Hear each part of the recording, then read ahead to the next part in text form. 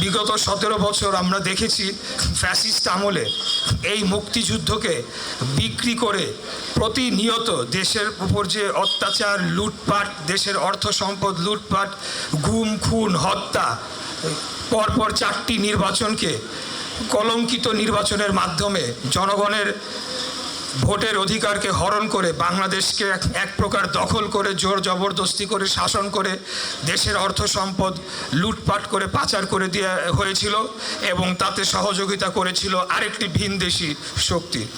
তো সেটার সাথে আমরা একটা অনেকটা মিল অনেক সময় আমরা যারা আন্দোলন করেছি আমাদের প্রজন্মের আমরা খুঁজে পেতাম এবং আমরা মনে করতাম যে বাংলাদেশ রাষ্ট্রকে সরাসরি আরেকটি দেশের, আমাদের পার্শ্ববর্তী দেশের একটা দাস রাজ্যে পরিণত করা হয়েছিল, একটা রাজ্যে পরিণত করা হয়েছিল। এমন সব অসম চুক্তি করা হয়েছিল যেটা একটা স্বাধীন সার্বভৌম দেশে এই ধরনের চুক্তি হতে পারে না। ভোগান্তি ভুলে চলে আসুন রিগালে, ওয়ারেন্টি সহ স্টাইলিশ কালেকশন নিয়ে রেডি রিগাল ফার্নিচার। সকল এবং আপনারা নিজেরাই দেখেছেন যে বিভিন্ন সময় ফ্যাসিস্টের প্রধানমন্ত্রী থেকে শুরু করে মন্ত্রীরা এমন কথা বলেছে, আমরা যা দিয়েছি কোনোদিন ভুলতে পারবো না, স্বামী স্ত্রীর মতো সম্পর্ক।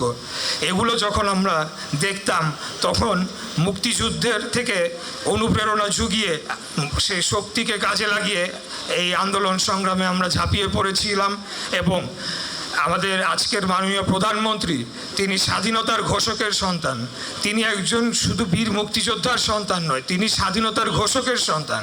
ওনার নেতৃত্বে, ওনার নির্দেশনায় আমরা এই আন্দোলন সংগ্রাম করেছি এবং এই আন্দোলন সংগ্রাম যতদিন লাগতো আমাদের উদ্দেশ্য ছিল, আমাদের লক্ষ্য ছিল জীবন যত যায় যাবে, যত বছর লাগবে এবং প্রয়োজনে যদি কোনো দিন সশস্ত্র সংগ্রাম করারও সুযোগ আসে, ট্রেনিং নিয়ে যদি আবারও এদের বিরুদ্ধে যুদ্ধ করার জন্যে আমাদেরকে এগিয়ে যেতে হয়, সেই ধরনের মনোভাবও আমরা পোষণ করতাম।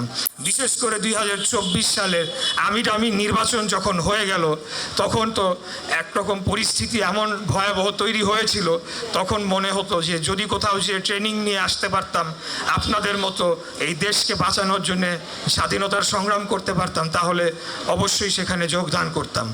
তো এই যে আদর্শকে আমরা ধারণ করে লড়াই সংগ্রাম করেছি, এটাকে কিন্তু অনেকখানি কলুষিত করেছে এই ফ্যাসিস্টরা। আপনারা জানেন যে 2024 সালের যে ছাত্র জনতার গণ অভ্যুত্থান হয়েছিল, আমি সেই সময় এপ্রিল মাস থেকেই আমি কারাগারে চলে যাই এবং কারাগার থেকে এই আন্দোলন সংগ্রামের সর্বশেষ অংশটাতে আমি কারাগারের ভেতরে ছিলাম।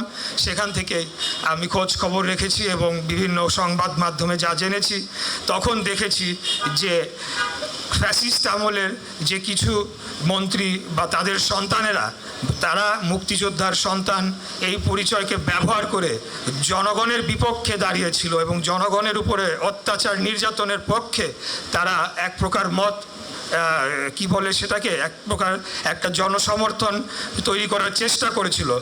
এগুলা যখন দেখতাম তখন মনে হতো যে জেলের সেই দরজাটা ভেঙে বের হয়ে এসে বলি, তোরা মুক্তিযোদ্ধার সন্তান, তাহলে আমরা কারা?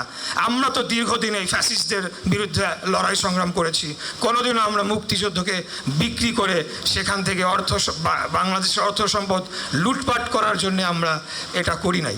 তাই আজকে আমি বলতে চাই, এই যে একটা বিভাজন তৈরি সৃষ্টি করা হয়েছিল এবং পরবর্তীতে আপনারা লক্ষ্য করবেন যে 5ই আগস্টের পরে এমন একটা বয়ান দাঁড় করানোর চেষ্টা করা হলো যে বাংলাদেশ মনে হয় আগে আর ছিল না। 5ই আগস্ট 2024 সালে বাংলাদেশ তৈরি হয়েছে, এর আগে দেশ ছিল না, বাংলাদেশ নামে কোনো দেশ ছিল না।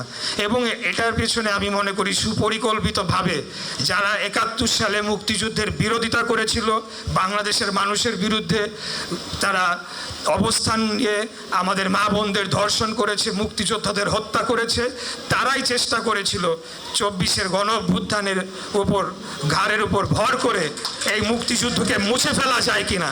কারণ যখনই 71-এর প্রশ্ন আসে, মুক্তিযুদ্ধের প্রশ্ন আসে, তাদের তো আর কোনো কিছু সেখানে বলার সুযোগ নাই। তারা যে অপরাধ করেছে 1971 সালে, সেটি যতদিন বাংলাদেশ থাকবে এবং পৃথিবী থাকবে, ইতিহাসে সেটা লেখা থাকবে, তাদেরকে সেই কলঙ্ক বহন করতে হবে। এখন তারা যতই মিষ্টি কথা বলুক, যতই ভালো ভালো কথা বলুক, কিন্তু তাদের সেই সময়কার অবস্থান আমরা ভুলি নাই, ভুলে যাবও না।